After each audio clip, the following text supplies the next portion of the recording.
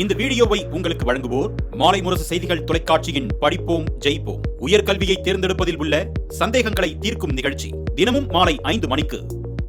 வணக்கம். மாலை முரசு செய்திகளை விரிவாக பார்ப்பதற்கு முன்பாக முதல் தலைப்புச் செய்திகளை பார்க்கலாம். தமிழ்நாட்டில் திட்டமிட்டபடி இன்று காலை 9 மணிக்கு 10ஆம் வகுப்பு மற்றும் பிற்பகல் 2 மணிக்கு 11ஆம் வகுப்பு பொதுத் தேர்வு முடிவுகள் வெளியீடு. பள்ளிக்கல்வித்துறை அறிவிப்பு.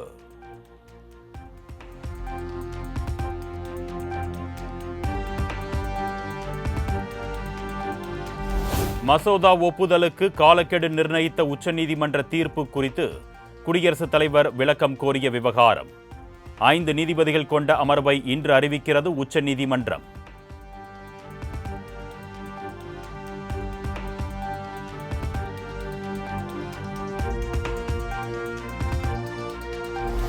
பயங்கரவாதத்தை ஆதரிக்கும் பாகிஸ்தானிடம் அணு ஆயுதம் இருப்பது பற்றி உலக நாடுகள் யோசிக்க வேண்டும். ஜம்மு காஷ்மீரில் ராணுவ வீரர்களின் மத்தியில் உரையாற்றிய பாதுகாப்புத்துறை அமைச்சர் ராஜ்நாத் சிங் வலியுறுத்தல்.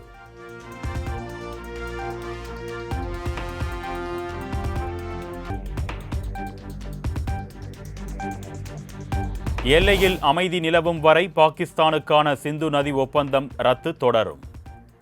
இரு நாடுகள் இடையேயான உறவு நிபந்தனைகளுடன் தொடரும் என்றும் வெளியுறவுத்துறை அமைச்சர் ஜெய்சங்கர் தகவல்.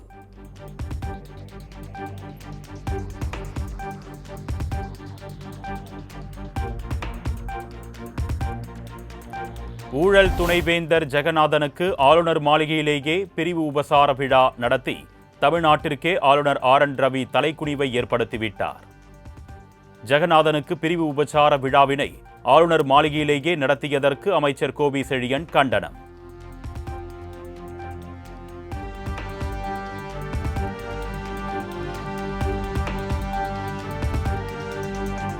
தற்பொழுது வரை தேசிய ஜனநாயக கூட்டணியில்தான் தொடர்கிறோம்.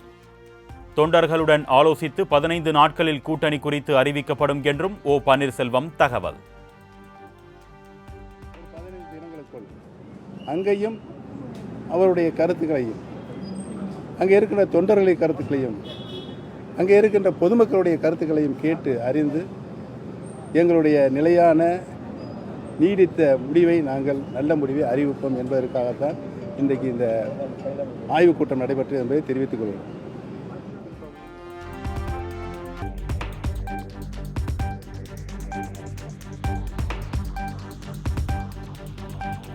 சென்னை வந்த அமித்ஷா எங்களை அழைக்காதது வருத்தம் அளிக்கிறது. சென்னை செய்தியாளர் சந்திப்பில் ஓ பன்னீர்செல்வம் அதிருப்தி.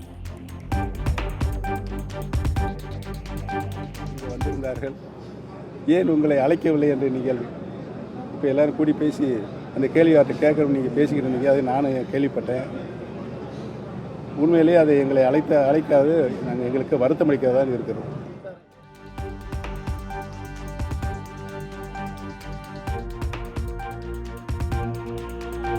தமிழக வெற்றிக் கழக தலைவர் விஜய் நல்ல இலக்கை நோக்கி பயணித்துக் கொண்டிருக்கிறார்.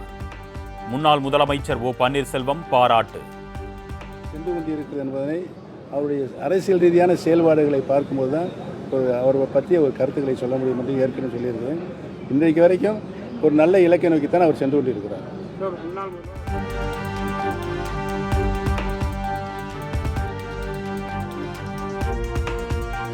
எங்களை இணைக்காமல் அதிமுக வெற்றி பெற முடியாது என்று OPS ஆதரவாளர் வைத்திலிங்கம் திட்டவட்டம். NDA கூட்டணியில் எங்களை தவிர்க்க முடியாது என்று நேற்று கூறிய நிலையில் மீண்டும் ஆவேசம். நிச்சயமாக வரும், வரவில்லை என்றால் எங்களை இணைக்காமல் அதிமுக வெற்றி பெற முடியாது.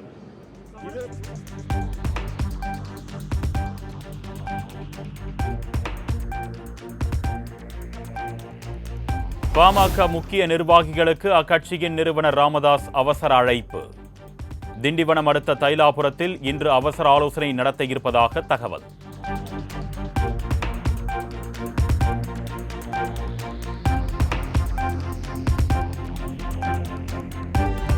சென்னை பனையூரில் இன்று நடைபெறுகிறது தமிழக வெற்றிக் கழகத்தின் மாவட்ட செயலாளர்கள் கூட்டம். அடுத்த பூத் கமிட்டி கருத்தரங்கு நடத்துவது குறித்து ஆலோசனை செய்ய இருப்பதாக தகவல்.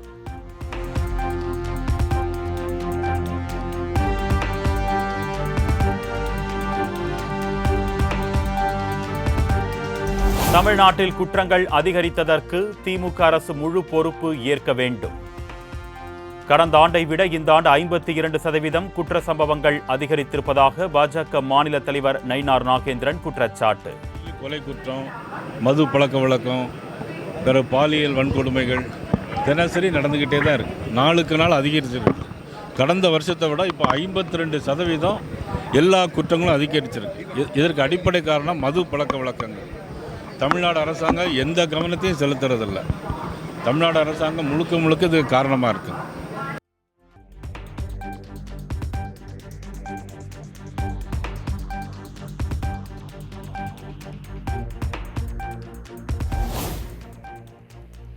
சினிமா நட்சத்திரம் வந்தால் கூட போட்டியாக வர முடியாது. விசிகாவின் களமே வேறு. விசிகாவிற்கு தேர்தல் களத்தினையும் தாண்டி ஒரு கோட்பாடு உள்ளது. வாக்கு வங்கிக்காகவும் அரசியலுக்காகவும் வக்ஃப் வாரிய சட்டத்தை திரும்ப பெற கூறவில்லை என்று திருமாவளவன் பேச்சு. நமக்கு காம்படிட்டார்னா நமக்கு போட்டியாளர்களாக வர முடியாது. நம்ம களமே வேற. நம்முடைய களத்தில் அவர்களால் தாக்கு பிடித்து நிற்க முடியாது.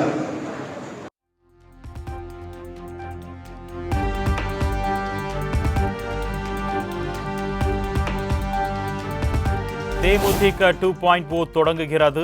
கேப்டன் விட்டு சென்ற பணிகளை செய்வோம். அது சினிமாவாக இருந்தாலும் சரி, அரசியலாக இருந்தாலும் சரி.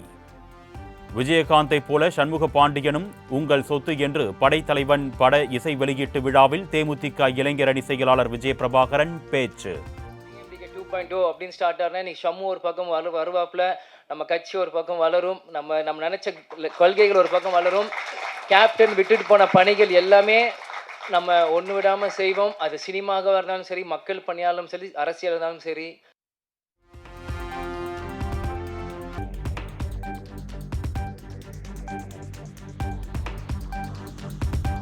இந்திய யூனியன் முஸ்லிம் லீக் தேசிய தலைவராக 3வது முறையாக பேராசிரியர் காதர் மொய்தீன் தேர்வு. தேசிய செயலாளராக தேர்ந்தெடுக்கப்பட்ட எம்பி நவாஸ் கனி.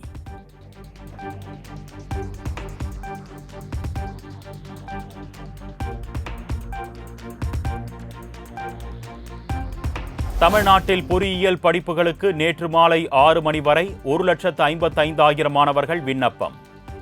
89,694 பேர் கட்டணத்தையும் செலுத்தியும் 51,773 பேர் சான்றிதழ்களை பதிவேற்றம் செய்தும் விண்ணப்பித்திருப்பதாக தொழில்நுட்ப கல்வி இயக்ககம் தகவல்.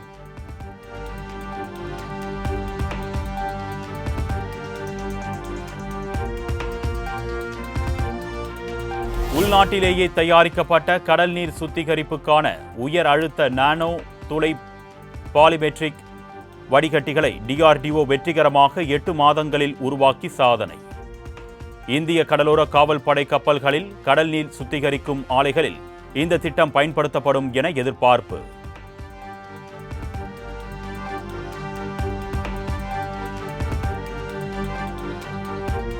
காஞ்சிபுரம் வரதராஜ பெருமாள் கோவில் சாமி உற்சவத்தின் போது ஸ்தோத்திரம் பாடுவதில் இரு தரப்பினரிடையே பிரச்சனை. சாலையின் நடுவே வடகலையினர் தென்கலையினர் வாக்குவாதத்தில் ஈடுபட்டதால் பரபரப்பு.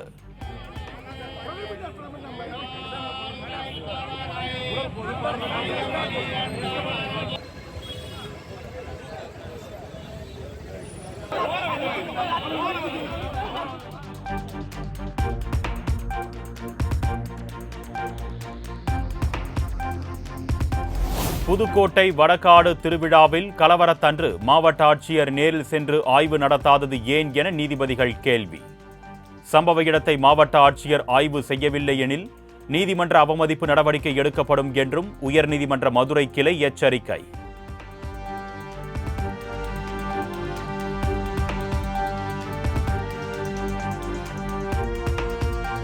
தமிழ்நாடு காவல் நிலைய கழிவறைகள் குற்றம் சாட்டப்பட்டவர்கள் மட்டும் வழுக்கி விழும் வகையில் உள்ளதா என்று நீதிபதிகள் கேள்வி. குற்றம் சாட்டப்பட்டவர்களுக்கு கட்டுப்போடும் இது போன்ற செயலுக்கு முற்றுப்புள்ளி வைக்க வேண்டும், இல்லையெனில் சம்பந்தப்பட்ட காவலர்கள் பணியை இழக்கும் நிலை ஏற்படும் என்றும் சென்னை உயர்நீதிமன்றம் எச்சரிக்கை.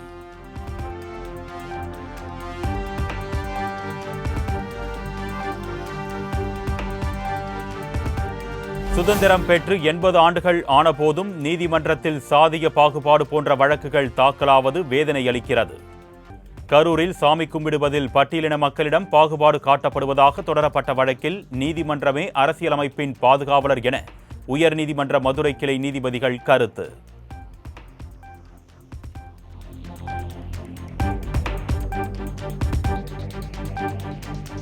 கடந்த 4ஆம் தேதி வடபழனியில் வைர வியாபாரி சந்திரசேகர் என்பவரை கட்டுப்போட்டு 23 கோடி ரூபாய் மதிப்புள்ள நகைகளை கொள்ளையடித்த மர்ம கும்பல். போலீசார் நீதிமன்றத்தில் ஒப்படைத்த வைரக்கல் போலியானது என்றும் உண்மையான வைரக்கல்லை கேட்டபோது போலீசார் மிரட்டியதாகவும் வைர வியாபாரி காவல் ஆணையரகத்தில் பரபரப்பு புகார்.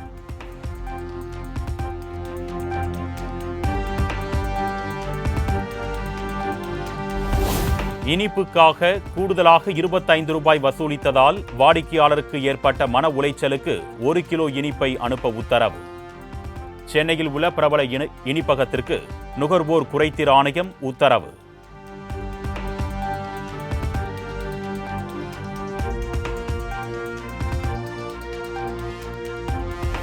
சென்னை சைதாப்பேட்டையில் நகைக்கடையில் 60 சவரன் நகை கொள்ளை. நகைகளுடன் தப்பி ஓடிய ஊழியர் ரோஹித்தை வலைவீசி தேடும் போலீசார்.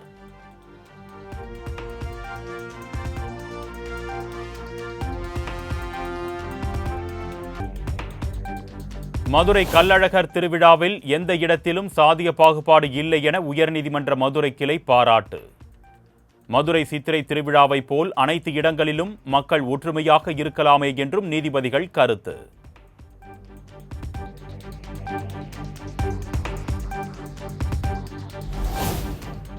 புதுக்கோட்டை மாவட்டம் குருங்கலூர் வேளாணி கிராமத்தில் பிறந்தநாள் விழாவில் அசைவம் சாப்பிட்டவர் உயிரிழந்த பரிதாபம். 30க்கும் மேற்பட்டோர் ஏம்பல் அரசு மருத்துவமனையில் சிகிச்சைக்காக அனுமதி.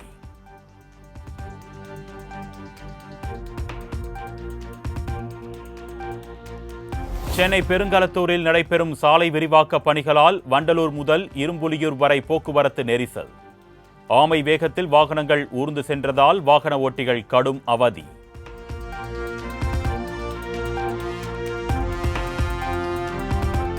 மயிலாடுதுறை குத்தாலத்தில் ஆக்கிரமிப்பை அகற்ற சென்ற இந்து சமய அறநிலையத்துறை அதிகாரிகள் வர்த்தகர்கள் இடையே மோதல். பேச்சுவார்த்தை கைகலப்பாக மாறி ஒருவரை ஒருவர் தாக்கிக் கொண்டதால் பரபரப்பு.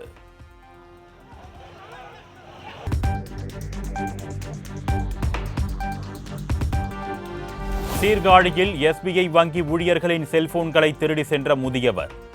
சிசிடிவி காட்சிகளை கைப்பற்றி போலீசார் தீவிர விசாரணை.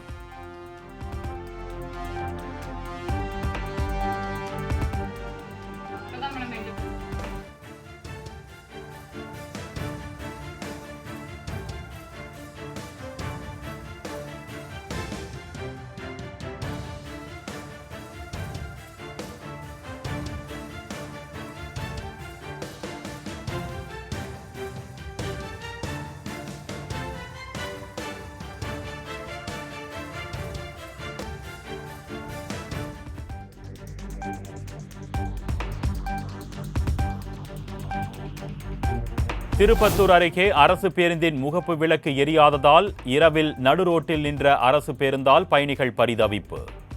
செல்போன் வெளிச்சத்தில் 1 மணி நேரத்திற்கு மேலாக பயணிகளை பாதுகாத்த நடத்துனர்.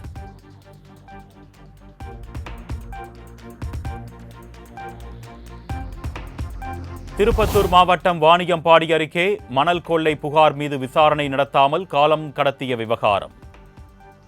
அம்பலூர் காவல் நிலைய உதவி ஆய்வாளர் தற்காலிகமாக பணி நீக்கம்.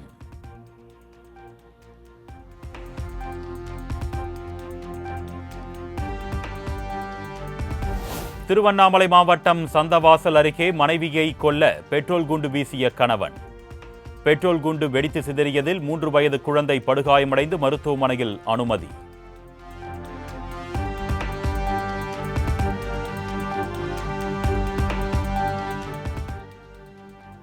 மதுரையில் பெய்த கனமழையால் ஓடுபாதையில் தரையிறங்க முடியாமல் 45 நிமிடங்கள் வானில் வட்டமடித்த விமானம். ஹைதராபாத்தில் இருந்து புறப்பட்ட விமானம் திருமங்கலம், கள்ளிக்குடி, திருபுவனம் பகுதிகளில் சுற்றி வந்த நிலையில் பத்திரமாக தரையிறக்கப்பட்டது.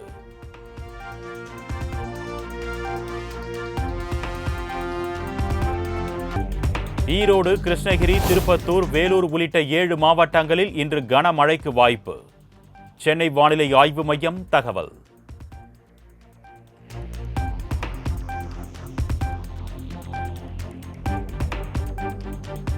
சிவகங்கை மாவட்டத்தின் பல்வேறு பகுதிகளில் பலத்த சூறைக்காற்றுடன் பெய்த கனமழை. வெப்பம் தணிந்து குளிர்ச்சியான சூழல் நிலவியதால் மக்கள் மகிழ்ச்சி.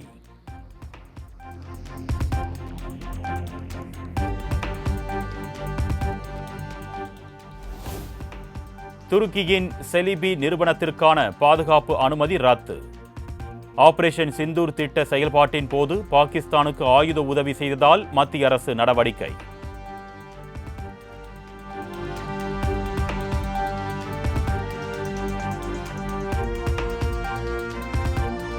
துருக்கிக்கு $304 மில்லியன் மதிப்புள்ள ஏவுகணைகளை விற்பனை செய்ய அமெரிக்க அதிபர் டிரம்ப் ஒப்புதல்.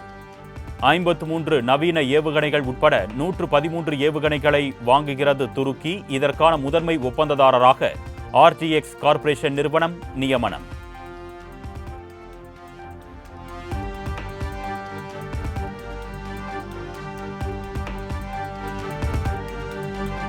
சியால்கோட்டில் உள்ள ராணுவ முகாமுக்கு சென்ற பாகிஸ்தான் பிரதமர் ஷெபாஸ் ஷெரீப் பிரதமர் மோடியை பார்த்து காப்பியடித்ததாக சமூக வலைதளங்களில் நெட்டிசன்கள் கிண்டல்.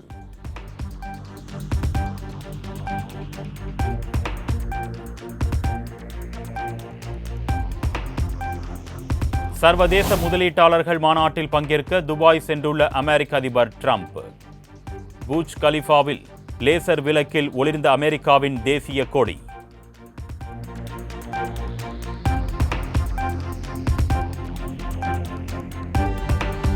இந்தியா பாகிஸ்தான் இடையே சண்டை நிறுத்த ஒப்பந்தம் தன்னால் ஏற்பட்டது என்று கூறவில்லை. பிரச்சனையை தீர்க்க ரொம்ப உதவி செய்தேன் என்று கத்தார் மாநாட்டில் அமெரிக்க அதிபர் டிரம்ப் பேச்சு.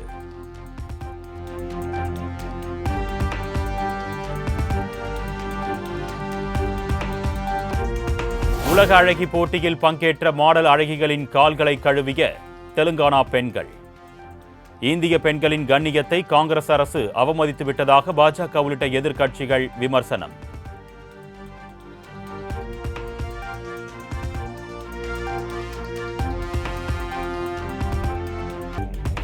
IPL கிரிக்கெட் போன்றே நடத்தப்பட்ட jail premier league.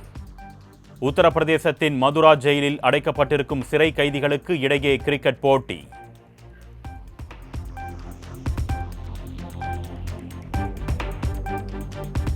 Punjab national வங்கி பல ஆயிரம் கோடி ரூபாய் மோசடி செய்து லண்டனில் தஞ்சமடைந்துள்ள நீரவ் மோடி. நாடு கடத்தப்படுவதற்கு எதிராக தொடரப்பட்ட மனுவை தள்ளுபடி செய்து லண்டன் நீதிமன்றம் உத்தரவு.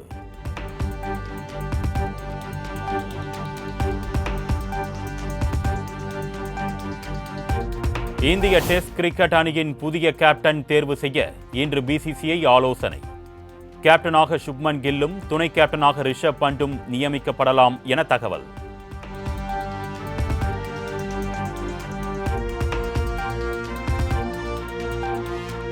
வருகின்ற 17ஆம் தேதி மீண்டும் தொடங்கும் IPL போட்டிகளில் 3 அணிகளில் வீரர்கள் மாற்றம். பஞ்சாப் அணியில் பெர்கியூசனுக்கு பதிலாக கைலி ஜேமிசன், குஜராத் அணியில் பட்லருக்கு பதிலாக குஷால் மெண்டிஸும், லக்னோ அணியில் மயங்க் யாதவுக்கு பதிலாக வில்லியம் ரூர்க்கியும் அணியில் இடம்பெற்றனர்.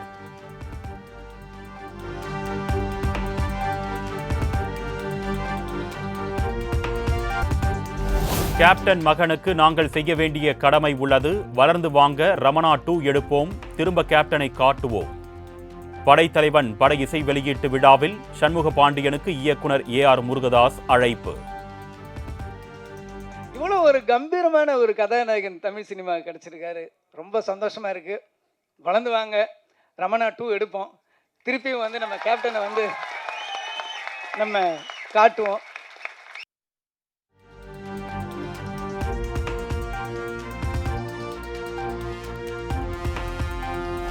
நானி கீர்த்தி சுரேஷ் நடிப்பில் உருவாகியுள்ள தி பாரடைஸ் திரைப்படம் அடுத்த ஆண்டு படம் வெளியாக உள்ள நிலையில் தீம் பாடலை வெளியிட்டது படக்குழு.